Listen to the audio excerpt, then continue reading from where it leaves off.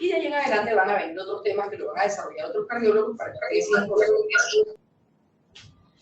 Entonces, ¿cuáles son el diagnóstico? ¿Por qué estamos tratando el diagnóstico de la cardiopatía congénita? Porque cada día hay más casos con cardiopatía congénita.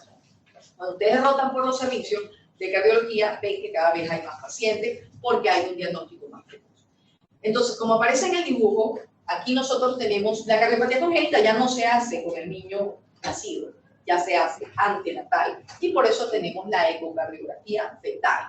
Tenemos ya con el niño nacido, nuevamente repetir el ecocardio, y las armas de nosotros son el eco, el estetoscopio, el electrocardiograma y la radiografía de tórax. Está la tomografía y la resonancia, que son mucho más elaboradas, pero lo importante es que tiene que quedar claro que el cardiólogo trabaja principalmente con su estetoscopio y con el ecocardiograma, que es el estudio gold estándar para el diagnóstico de las cardiopatías congénitas. Entonces, ¿cuáles son los estudios para un paciente? Como ya se los venía diciendo, la ecocardiografía fetal, la historia clínica, el examen físico, radiografía de tórax, ecocardiografía Doppler color, angiotomografía y resonancia cardíaca. Esto tiene que ser en ese orden. Usted no puede dar un diagnóstico de una cardiopatía solamente con un ecocardio. Aquí ustedes siguen siendo médicos y lo primero que tienen que tener es, si tienen la ecocardiografía fetal les va a ayudar un montón, pero si no la tienen, lo primero que tienen que hacer es una historia clínica, que yo lo voy a desarrollar más adelante, el examen físico del paciente, que es vital, la radiografía de tórax, que pueden bien no hacerla, la ecocardiograma Doppler color, la angiotomografía y la resonancia cardíaca. No se hacen todos. A un paciente no tienen por qué hacerle todo lo mismo. La ecocardiografía fetal, como ustedes ven, se hacen en las mujeres embarazadas para empezar a ver el corazón del niño.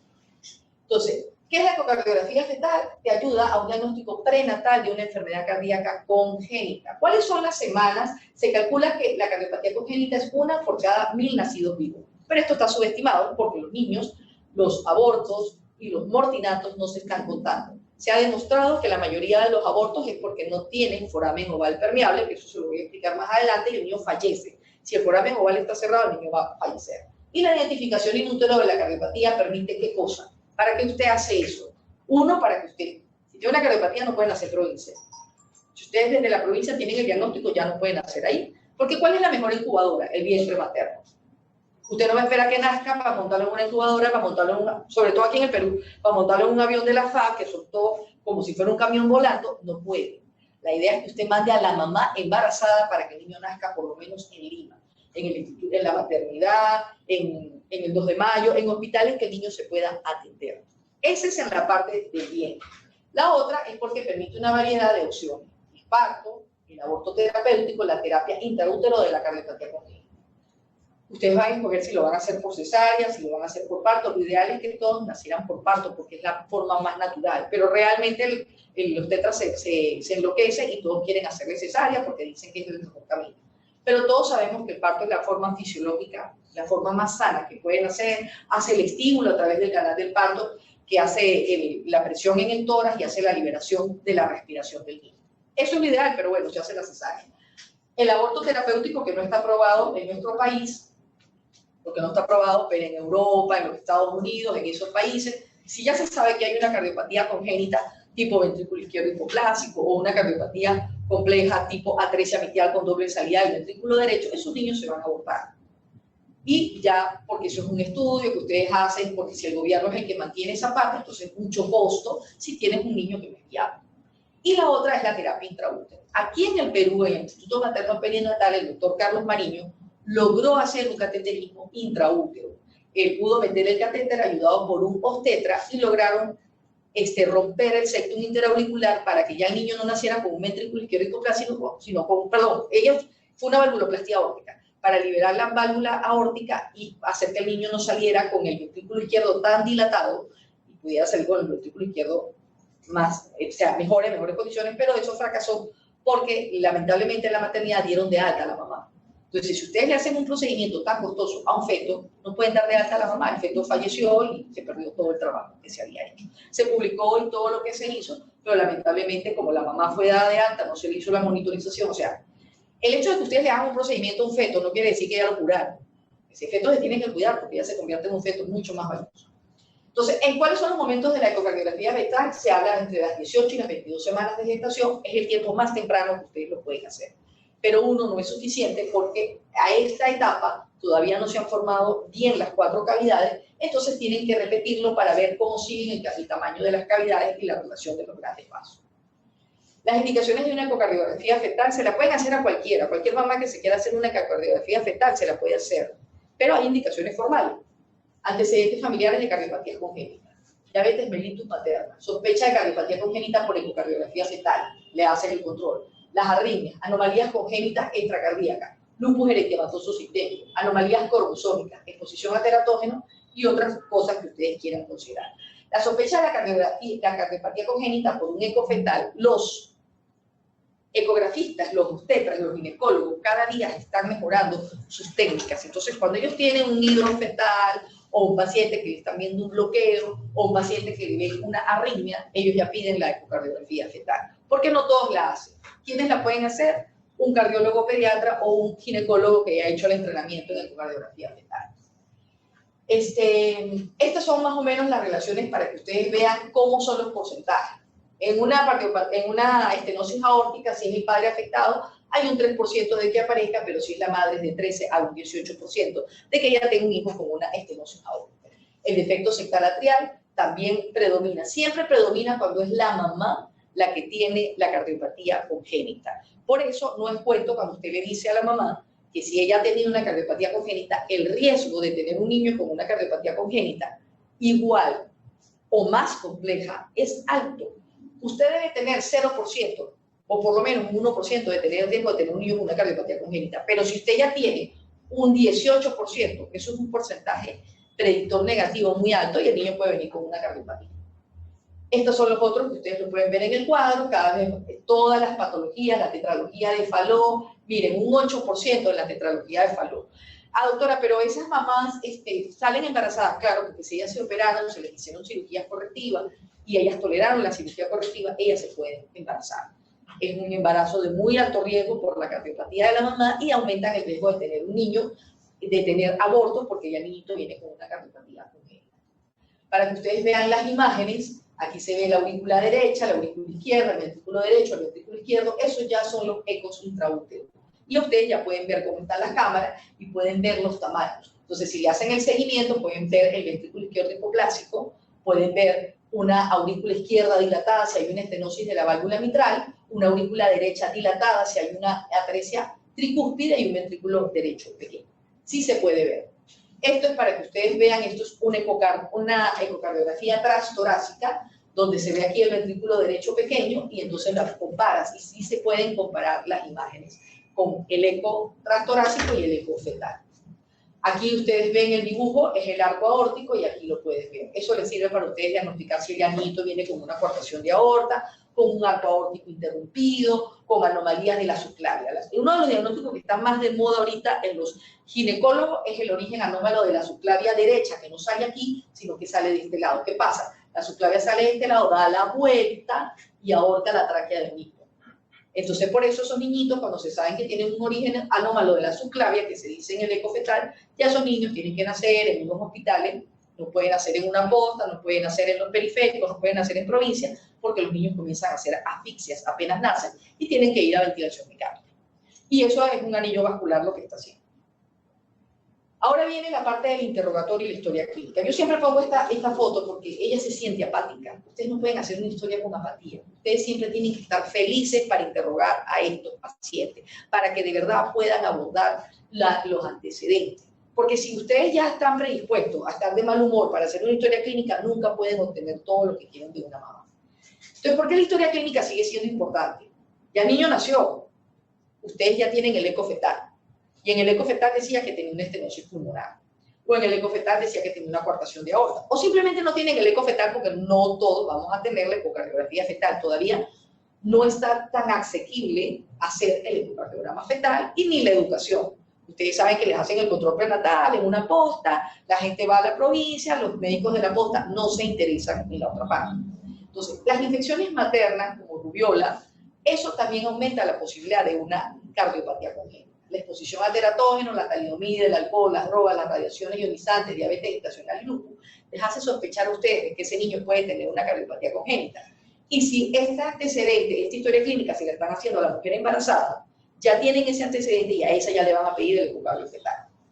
Los antecedentes familiares de las cardiopatías congénitas, padre o familia de primer grado, en el 2 al 7%, y según como les mostré en el cuadro, el mayor porcentaje. Las muertes súbitas o miocardiopatías hipertróficas hereditarias y las arritmias. La muerte súbita en la familia siempre se tiene que preguntar. ¿Usted tiene algún familiar, un niño que haya muerto y no sepa la causa? Porque la muerte súbita les hace sospechar en una miocardiopatía hipertrófica, en displasias arritmogénicas del ventrículo derecho, y eso ya ustedes lo tienen que sospechar. Y tienen que preguntarlo porque la gente nunca lo dice. Ustedes le preguntan a la mamá, ¿usted qué edad tiene? Sano, ¿usted es sano? ¿Algún familiar con enfermedad? No. Entonces le preguntan, ¿alguien fallecido en la familia sin causa? Ah, sí. Un primito de nosotros se murió a los 14 años jugando básquet. Ah, usted ya les hace sospechar que ese niño puede tener una miocardiopatía hipertrófica. ¿Por qué? Porque cuando la mamá llega a la consulta de cardiología, ya la mamá viene porque el niño o le duele el pecho, o porque se le está cansando, porque se le pone morado. Entonces ustedes tienen que hacer esa pregunta. Y las arritmias, siempre hay algún tipo de arritmia, la mamá nunca lo dice de entrada. Ella después que tú has avanzado bastante dice, ay doctora, yo a los 14 años también tenía arritmia. Entonces ella ya tiene un prolapso de la válvula mitral y ya tú estás sospechando que su hija, porque por lo general la mujercita lo tiene, lo ha heredado. Estas son algunas enfermedades que se relacionan con las cardiopatías congénitas. La trisomía 21 siempre va de primera. Los niñitos con síndrome de Down son los que más traen cardiopatía congénita. Ellos, el más importante es el canal atrioventricular, porque ellos tienen daño de los cojinetes endomiocárdicos, y la CIA y la CIA. La trisomía 18, el Turner, el Klinefelter, todos estos síndromes traen una cardiopatía congénita. Es muy importante que todos los niños que ustedes sospechen una cardiopatía congénita, tienen que ir de la mano con el genetista. ¿Por qué? Porque él tiene una trisomía 21, nosotros solamente le vamos a decir que tiene una CIB, nada más. Nosotros no le decimos nada más. El genetista le va a explicar que puede tener leucemia, que puede tener hipotiroidismo, el retardo del desarrollo psicomotor. El manejo multidisciplinario de todos estos niños con síndromes va de la mano con el genetista. El Turner, nosotros vemos el síndrome de Turner de coartación de aorta, perdón, aquí la coartación de aorta es lo primero que ustedes tienen que pensar. Entonces ya ustedes tienen la coartación de aorta, le ven la fascia como si fuera un síndrome de Turner, tienen que llevarlo a genética para que genética le explique el retardo del crecimiento que va a tener la niñita, los trastornos de socialización, el retardo de, a veces algunas vienen con retardo mental leve, pero eso se lo tiene que decir el genetista. Y el genetista también, cuando estamos hablando del síndrome de Edwards, que no lo tengo acá, el síndrome de Edwards es un síndrome de muy mal pronóstico, que tenga o no tenga la cardiopatía congénita, el paciente va a fallecer. Esto es para que se descansen un poco de los síndromes genéticos. Esto es parte de mi ciudad natal de Barquisimeto. Los estudios de pacientes para cardiopatías congénitas, los estudios publicados sobre costo y beneficio reportan que el examen físico realizado por un pediatra tiene una sensibilidad de 86%, pero una especificidad de un 61%, que quiere decir que es altamente sensible, pero no es específico. Entonces, no es confiable. El examen físico más la radiografía de tórax y el electrocardiograma tiene una sensibilidad de 88% y una especificidad de 83%. Ahí estamos mejorando.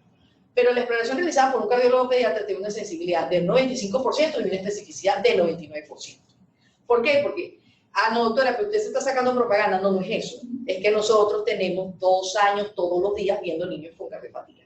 Entonces, ustedes en pediatría ven uno que otro niño, porque es uno por cada 1000 nacidos vivos, entonces a veces se les pasan los soplos, pero a nosotros no se nos van a pasar los soplos porque todos los días estamos escuchando eso. Y se habla del cardiólogo pediatra porque el cardiólogo de adulto tampoco maneja muy bien la parte de congénito y ellos no tienen tanto oído para el soplo del congénito. Ellos manejan su parte de las arritmias, su parte de las isquemias coronarias, todo ese cuento lo manejan ellos, pero la parte de niños lo manejamos nosotros. A ustedes, como les digo, siempre tienen que estar de buen humor para hacer el examen físico. Los niños tienen que llorar lo menos posible. Es imposible que los niñitos no lloren, pero ustedes tienen que lograr eso. Y si no lo logran, tienen que aprender a escuchar al niño llorar. Tienen 2 caminos. O los hacen para que deje de llorar, o simplemente los ocultan llorando. Y tienen que capturarlo solo. En cuanto a la inspección, ustedes van a ver los pectum excavatum, las manitos cuando le ven la cianosis, las deformidades de la línea media, la misma cianosis peribucal. Cuando ustedes comienzan a ver niños tan chiquitos con una cianosis peribucal tan importante, ya ustedes saben que es una cardiopatía compleja.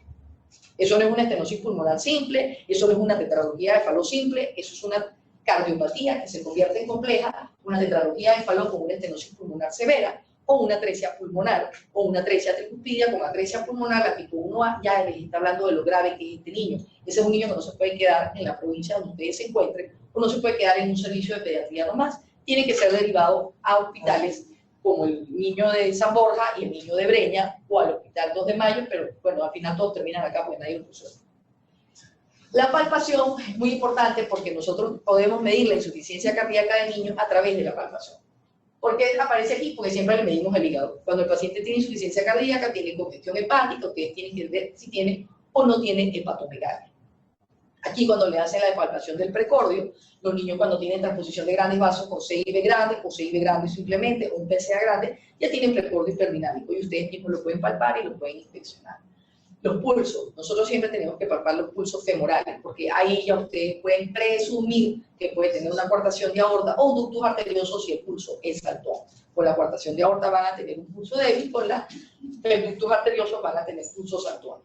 Y aquí en el bracito, para que ustedes vayan viendo cada uno de los pulsos y comparando este con este para ver si hay diferencia. Pero en realidad la coartación de aorta no se hace diagnóstico por pulso, sino por medida de presión arterial. La ocultación.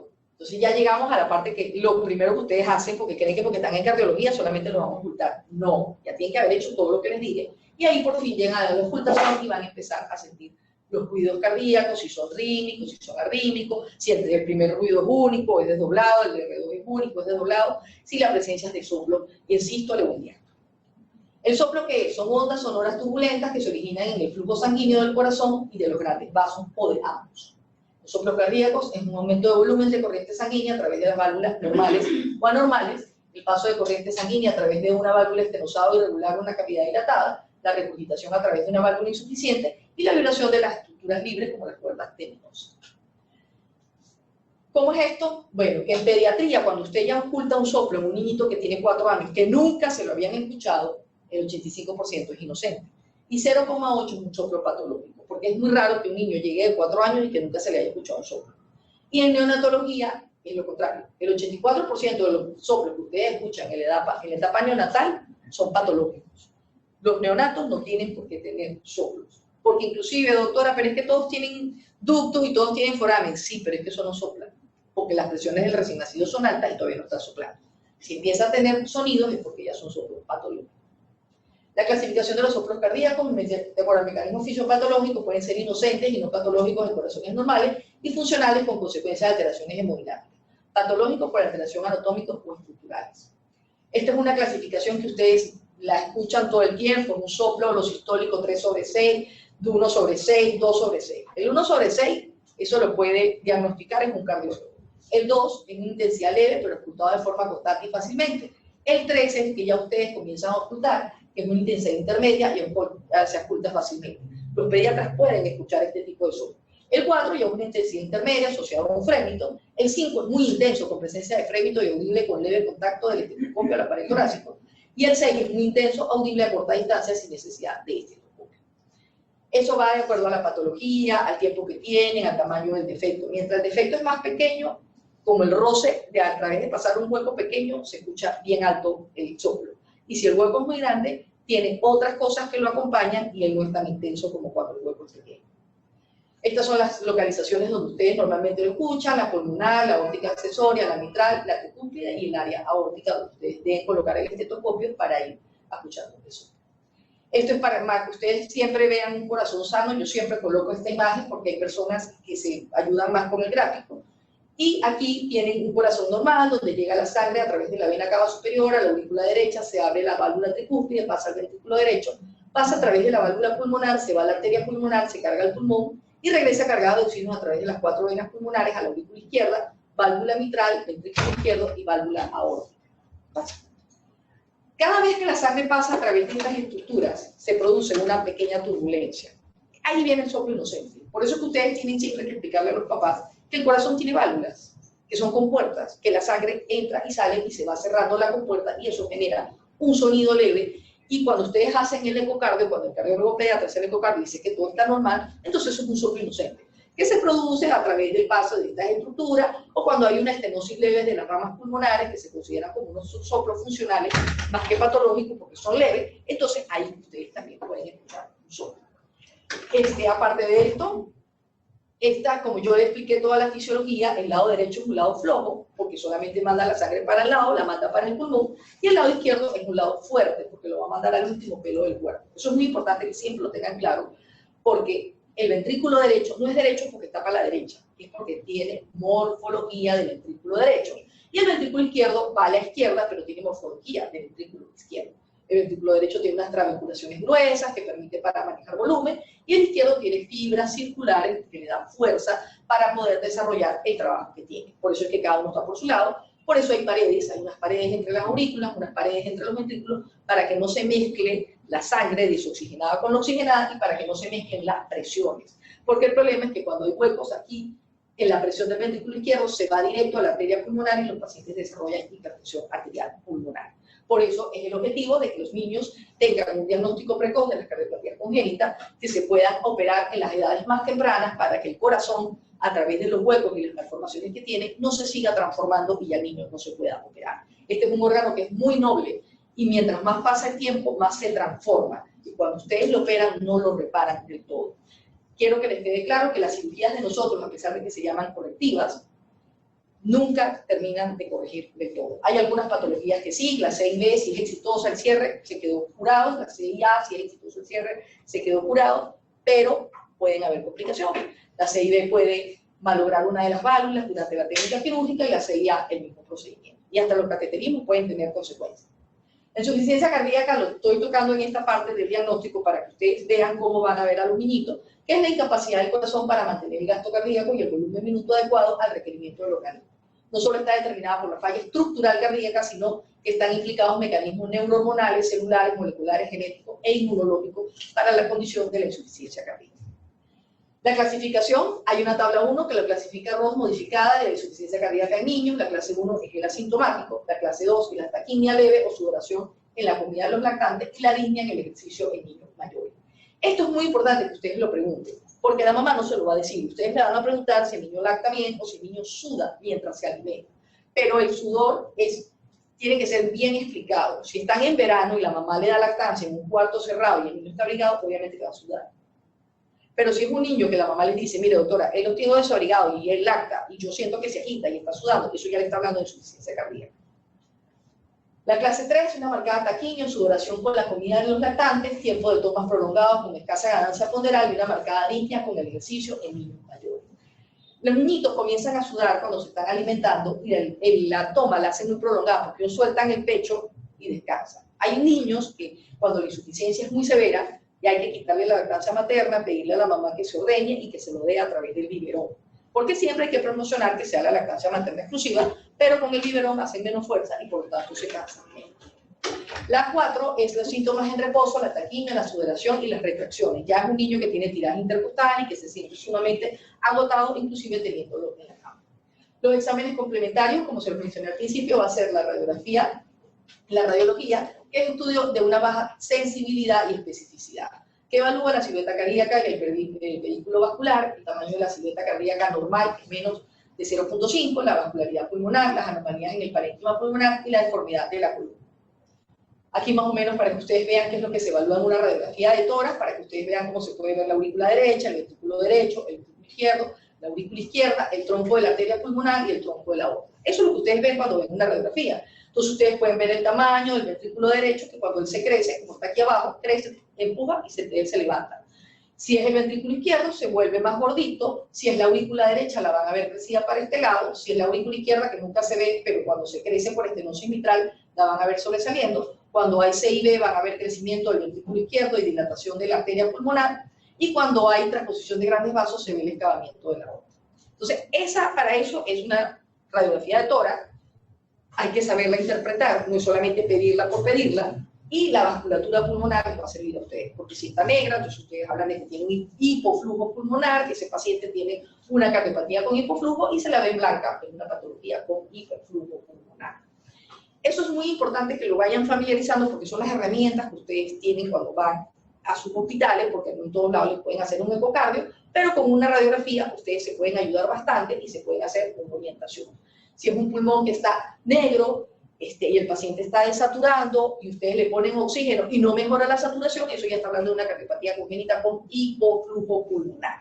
Si ustedes ven la placa que está normal, le ponen oxígeno y el paciente mejora la oxigenación, entonces es una patología pulmonar. Eso tienen que diferenciarlo porque por lo general desatura una cardiopatía. No, no es lo mismo. Aquí para que vean cómo se ven los ilios, cómo se ven los senos costodiafragmáticos, también evaluando las presencias de derrames pleurales y la dilatación que puedan tener los ilios. Este es para que ustedes saquen el índice cardiotorácico, como les dije, tiene que ser menos de 0.5 para considerar una radiografía normal. Estas son unas radiografías que son del mismo instituto, que están hablando de un PCA con una estenosis aórtica, y ustedes pueden ver aquí la dilatación que tienen del tronco de la pulmonar, y como yo les decía, el ventrículo izquierdo es el que está crecido porque está redondo. Ustedes ya lo ven acá, y no hay el crecimiento del ventrículo derecho, que es el que lo va a empujar. Este también es una CIB, que como ven se parecen mucho las dos patologías. Este es un PCA, este es una CIB, y ven el ventrículo izquierdo redondo, que es el que se ha crecido, y ven la parte del pulmón se ve blanco. Esta es una tetralogía de Fallot, como ya se los dije, levanta la punta del corazón. Eso es el corazón en bota, y ven el excavamiento del tronco de la pulmonar, que es el típico de la tetralogía de Fallot. Y esta placa no es la ideal, pero por lo general se ven un poco más oscuros, pero ya le está haciendo el levantamiento de la punta.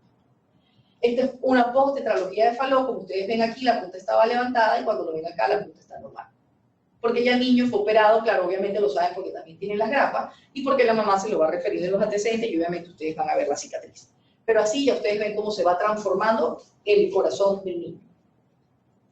Estas son las anomalías de estas son las más sorprendentes. Esta ya es de un adulto, pero nosotros tenemos muchos niños que nos mandan porque la anomalía de es la atrialización del ventrículo derecho, y por eso ustedes ven un crecimiento muy importante de la aurícula derecha y un pedículo estrecho porque está afectando la salida del ventrículo derecho.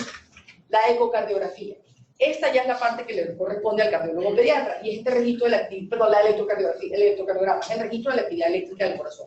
Eso lo hace el cardiólogo de adulto y el cardiólogo de niño. Ustedes no lo van a tener en las postas, ni en algunos hospitales no le hacen electrocardiogramas a los niños porque piensan que lo único que tienen que tener riesgo quirúrgico cardiovascular son los adultos, pero no, los niños necesitan un riesgo cardiológico. Ahorita todos los niñitos necesitan eso porque cada día hay más arritmias, cada día hay más complicaciones, cada día hay más problemas legales que ustedes para hacer una tomografía o una resonancia les van a pedir riesgo cardiológico. No requiere que todos los casos para diferenciar de un soplo inocente y un patológico, porque el electro no les va a definir, y si es de utilidad cuando complementa una presunción diagnóstica. Es decir, ustedes solo con el electro, como son pediatras, no pueden diagnosticar si eso es patológico o no, pero nosotros los cardiólogos, siendo los cardiólogos de niños, viendo el electro ya podemos determinar algunas patologías, pero no definirlas. Este es el de la CIB, donde ustedes ven crecimiento en las derivaciones de B5 y B6, que las ondas R son altas, y eso habla del crecimiento de las cavidades izquierdas. Este es el de una CIA, lo que más van a ver aquí es el bloqueo incompleto de la rama derecha de las DIs, que eso es un signo muy patognomónico de la comunicación interauricular, pero no la define. Puede ser que tenga eso y no tenga nada, el paciente no tenga ninguna cardiopatía congénita. Y otra cosa que podrían ver, que no se ve mucho en pero es el crecimiento de la onda P, cuando la comunicación interauricular es muy grande, hay mucha sobrecarga del lado derecho, porque la CIA sobrecarga el lado derecho y es un crecimiento de la aurícula derecha. Esta es la hipertrofia miocárdica, como ustedes ven, se ven R's altas y S profundas, y habla de que el corazón está hipertrofiado. Claro, nosotros ahorita estamos viendo la imagen, pero nosotros como cardiólogo pediatra ya vamos viendo al paciente, vemos la clínica, hicimos la historia clínica, vemos los síntomas que nos dio la mamá, y cuando vemos el electro ya tenemos una sospecha, porque esto nos ayuda a complementar el diagnóstico. El ecocardiograma es el estudio gold estándar. Todos los niños con un soplo, todos tienen que ir a un ecocardiograma. Idealmente que lo haga el cardiólogo pediatra, pero el cardiólogo de adulto también puede hacer un ecocardiograma para determinar si tiene o no una cardiopatía congénita. Doctora, pero es que el niño es asintomático, parece que es un soplo inocente, crece bien, corre bien, juega bien. Hágale el eco. Hágale el eco, porque si el niñito después tiene una patología y usted no lo mandó, va a tener problemas. Y mientras más tarde ustedes manden el niño con el cardiólogo pediatra, como les dije desde el principio, más tarde se va a resolver el problema y ya posiblemente no se pueda resolver. En todo paciente con soplo cardíaco, los neonatos es la primera elección. Todo neonato con un soplo, como ya les dije, que el 82% es patológico, tiene que ir un ecocardiograma. Estas son algunas imágenes de acá del instituto que nosotros estamos haciendo constantemente, que ustedes ven la aurícula izquierda, el ventrículo izquierdo, la aorta, y aquí la presencia de la discontinuidad que habla de una comunicación interventricular, porque aquí está el ventrículo derecho. Este es una CIB, que ustedes ven, se le hace doble medida. Este es el hueco exacto, pero el mismo organismo le hace un mecanismo de cierre que se llama los aneurismas del septum interventricular y lo cierra. No es lo mismo un aneurisma de la aorta que un aneurisma dentro del corazón. Son dos cosas diferentes. Los aneurismas dentro del corazón favorecen a cierres de defectos. Los aneurismas de los vasos son otra cosa. Y aquí, para que sigan viendo en la parte del ventrículo izquierdo y el tracto de salida del ventrículo izquierdo. Estas tomas son muy importantes cuando ustedes quieren ver patologías tipo tetralogía de Fallot o transposición de grandes vasos o doble vía de salida del ventrículo derecho para poder ver el cabalgamiento de la aorta.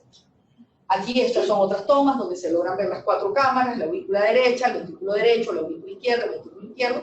Este es el apical 4 cámaras. La mayoría de los cardiólogos de adultos lo hacen invertido. Los cardiólogos pediatras lo tienen que hacer de esta forma porque es la forma más anatómica, lo más cercano a que el cirujano se pueda orientar.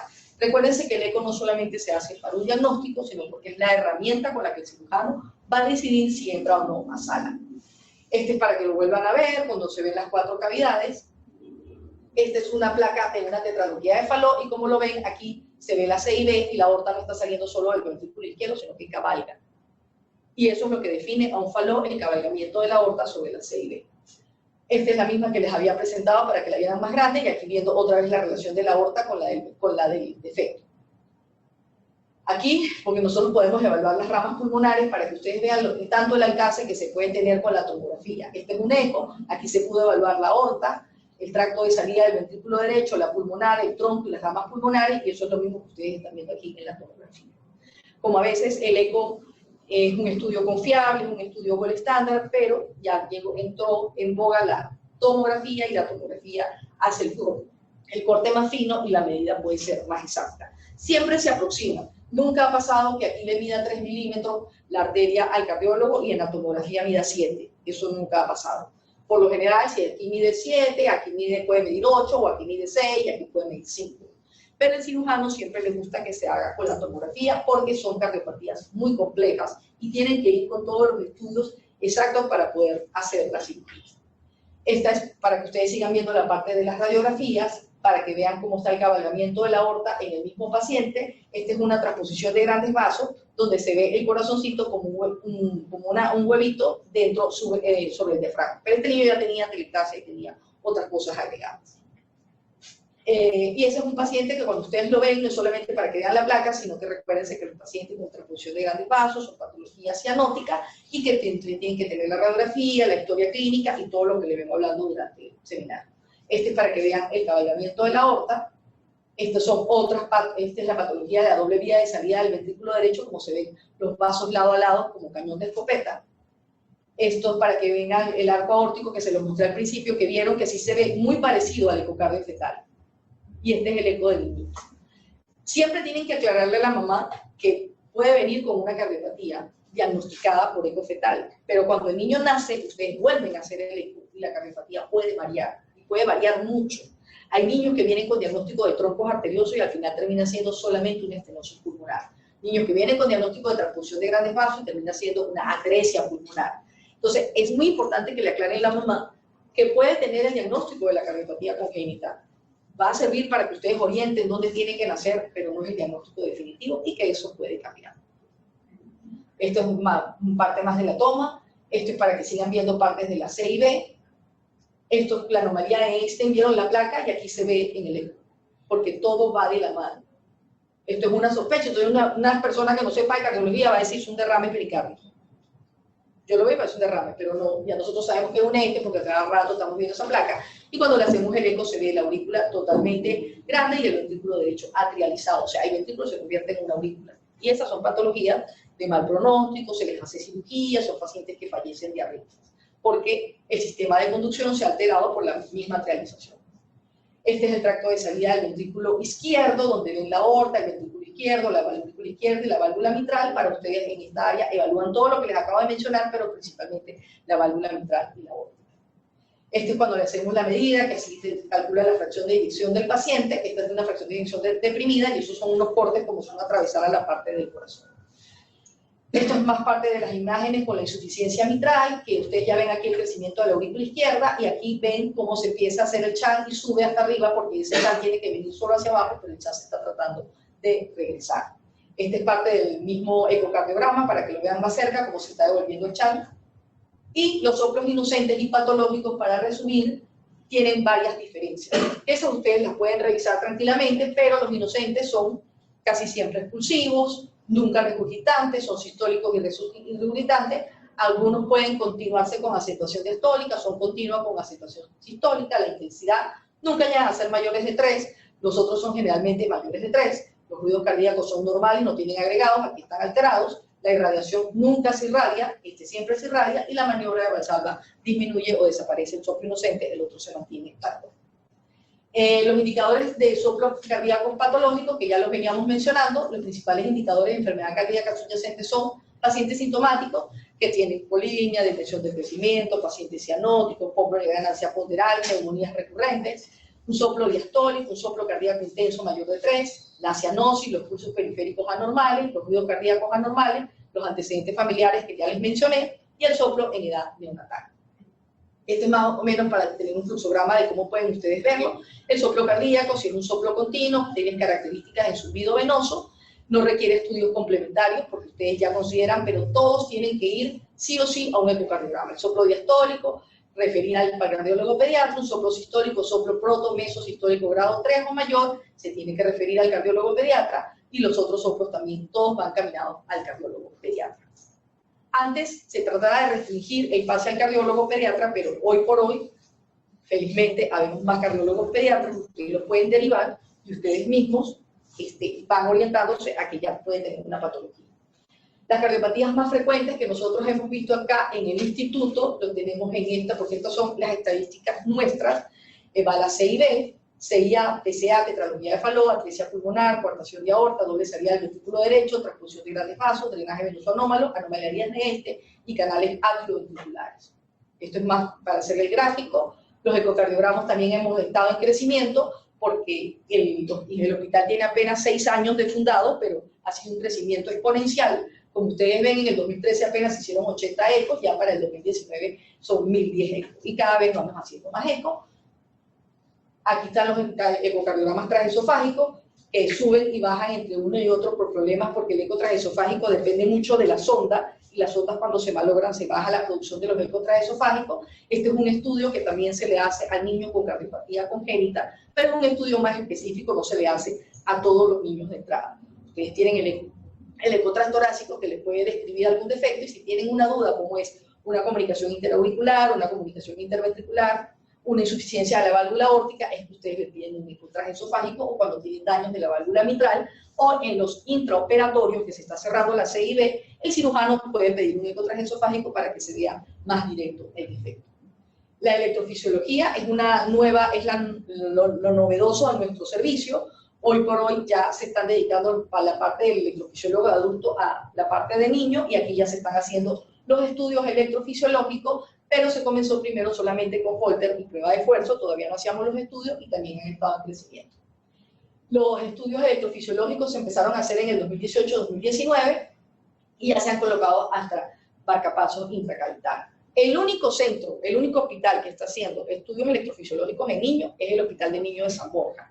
Breña solamente hace Holter, no hace prueba de esfuerzo. Estudio electrofisiológico solamente nosotros, el INCOR no lo hace. No tiene electrofisiólogo para hacerlo, no tienen los insumos para hacerlo, y por eso los niños que tienen trastornos como taquicardias auriculares de recién nacidos, taquicardias supraventriculares, todos esos estudios tienen que ser derivados a este hospital, porque es el único que tiene la capacidad resolutiva, tiene el electrofisiólogo que lo hace, y entonces es el único hospital que en teoría puede ayudar a esos niños.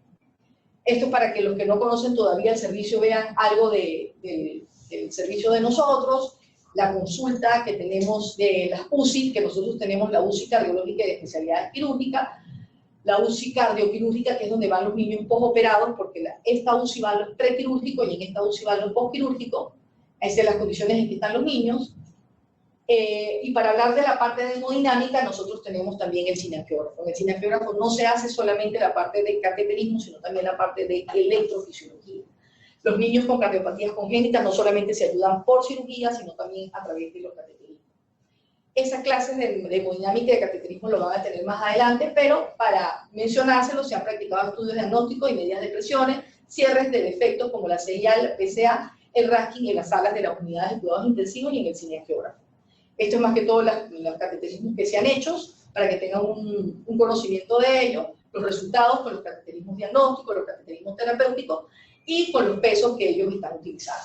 Los cateterismos terapéuticos tipo cierre de ductus arterioso se hacen solo a partir de los 8 kilos, pero el cateterismo terapéutico para estenosis pulmonar y rasking se hacen en los recién nacidos. Y la colocación de stent en los tractos de salida y la colocación de stent en PCA también se hace en recién nacidos o niños de 1 a 2 meses. Pero el cierre de PCA no se puede hacer tan precoz por el dispositivo que se va a colocar. Esto es otra parte de las estadísticas de cateterismo, los cierres del ductus, la atriosectectomía, la valvuloplastía pulmonar, la valvuloplastía aórtica con balón, la aortoplastía con stent, el cierre de colaterales, el cierre de CIA y otros. Es decir, que nosotros estamos cada vez avanzando más en la parte de cateterismo y si realmente se está ayudando al paciente. El cateterismo es un estudio complementario para medir las presiones y preparar al paciente para la cirugía, pero también puede ser terapéutico, y es terapéutico, y definitivo. Los cateterismos cardíacos en el periodo de enero y diciembre del 2018, más que todo los cateterismos diagnósticos y los cateterismos terapéuticos. Esto es más de la parte de hemodinámica para que conozcan las otras partes de lo que ellos han hecho, del estudio diagnóstico, el estudio para hipertensión arterial pulmonar primaria y secundaria y el estudio PREGLE. Todos los niños que van a esta cirugía necesitan un cateterismo. Estos son el porcentaje de lo que ellos han hecho, que ya se los mencioné, porque a cada rato estamos avanzando y estamos haciendo más cosas. La parte de hemodinámica, realmente el instituto que más está haciendo somos nosotros. Breña también hace, pero hace menor cantidad de cateterismo que nosotros, y por eso la mayoría de los pacientes son derivados también a este instituto. Los cateterismos cardíacos también siguen aumentando, estas son las últimas estadísticas que ellos pasaron, y de todos los estudios que se están haciendo. Y para finalizar, para mencionarles, pero todavía les voy a mencionar otros estudios, lo que se hace en cirugía cardiovascular. Nosotros también estamos en crecimiento con cirugía cardiovascular, y lo más importante no es solamente el volumen que nosotros hacemos, sino que cada vez se hace en niños más pequeños. El cierre de la comunicación interventricular, hasta hace 10 años se esperaba que el niño tuviera 10 kilos, y se hacía una cirugía paliativa, se esperaba que el niño llegara a los 10 kilos para hacerle la cirugía correctiva. Hoy por hoy, en el instituto, desde que tenemos 6 años acá, ya la CIB se está cerrando en niños de 2,5 kilos, 3 kilos, 3,5 kilos, porque se puede hacer, tiene mejor pronóstico, y el niño va a quedar curado con una mejor calidad de vida.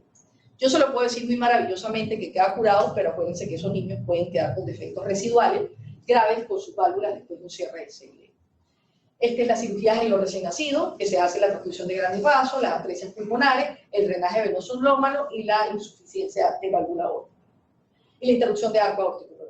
Esto es para que también conozcan que en el instituto hay un resonador. Nosotros hacemos, bueno, nosotros no, porque todavía no tenemos cardiólogos, imaginólogos contratados en el servicio, sí los hay en el Perú. La mayoría de ellos son cardiólogos de adultos que fueron a hacer imágenes. Hay una doctora que ella sí se dedicó, ella es cardiólogo pediatra, hizo la parte de imágenes, y ella hace la parte de resonancia cardíaca. No trabaja con nosotros, lamentablemente, porque no tenemos el presupuesto para el contrato, pero sí el doctor Carlos Ugaz es quien interpreta aquí la resonancia cardíaca. La resonancia cardíaca no es un estudio que ustedes pidan de entrada, es un estudio complementario de un paciente operado de tetralogía de Fallot, que ustedes quieran calcular volúmenes. No es un estudio que se pida de entrada, ni es un estudio solo. Aquí en imágenes jamás le van a hacer una resonancia a un paciente que ustedes que cardiología nunca lo haya visto. El tomógrafo, que ellos lo decoraron muy lindo, el tomógrafo es el estudio que nosotros le pedimos a las cardiopatías congénitas porque es un estudio estructural. El resonador a nosotros no llega a ser toda la imagen que se espera por algunos déficits que tiene el resonador del instituto, pero con la tomografía nos ayudamos bastante, y todos los pacientes complejos, tipo tetralogía de Fallot, doble vía de salida, transfusión de grandes vasos, arcos aórticos interrumpidos, tienen que ir a una tomografía. No pueden ir a una cirugía si no tienen la tomografía cardíaca. También tenemos el apoyo de la telemedicina, que ahí están los cardiólogos, y se hace en conjunto. Si son pacientes recién nacidos, van los cardiólogos y van los neonatólogos para orientar a la gente de provincia, para demostrar que El MINSA no ha desamparado a las provincias y por eso tenemos el apoyo para la telemedicina.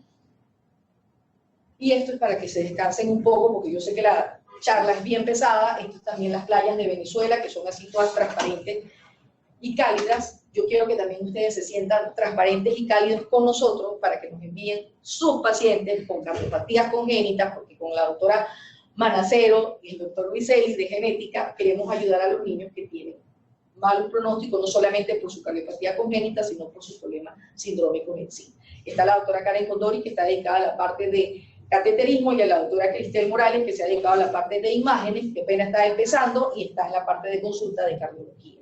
Nosotros somos un equipo bien grande de hemodinamistas, electrofisiólogos, cardiólogos, cirujanos cardiovasculares, que estamos ayudando a los niños con cardiopatías congénitas.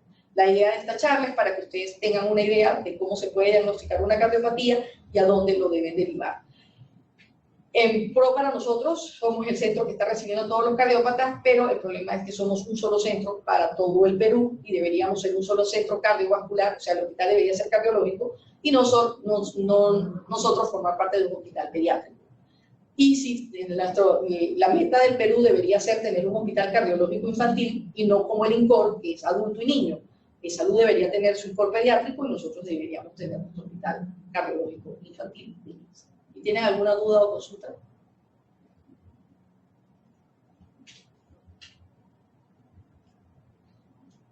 ¿Quedó todo claro? No entendieron nada. Bueno, chicos, muchas gracias.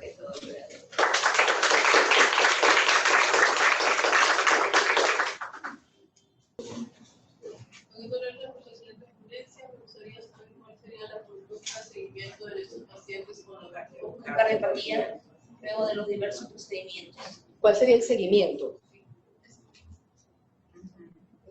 Si ya está operado, por ejemplo, ese es otro lo que nosotros hacemos. Si es un paciente que ya tiene todos los estudios por nosotros, se hace una junta médica acá y se le hace la solución quirúrgica o por hemodinámica o por electrofisiología en el instituto. Si el paciente ya tuvo todos los estudios, si ya fue operado y es del norte, muchos se están contrarrefiriendo al hospital de Chiclayo, donde está el doctor Carlos Chávez, y él les hace el seguimiento con ellos. En Trujillo todavía no tenemos a nivel de MINSA, pero la idea es que si el paciente no requiere consultas tan cercanas, cada 2 meses o cada 4 meses, se le contrarrefiera a su provincia para que tengan el seguimiento con ellos, y en caso de que el niño se descompense, vuelve con nosotros. Porque la idea de nosotros es, como somos un hospital 100% quirúrgico, es que el paciente venga, se le haga los estudios, la junta médica y se pueda resolver por la parte quirúrgica. Hay niños que lamentablemente la cardiopatía es muy compleja, el pronóstico es muy malo y simplemente se hace una junta médica para cuidados paliativos. ¿Ya? Gracias. Gracias. Muchas gracias.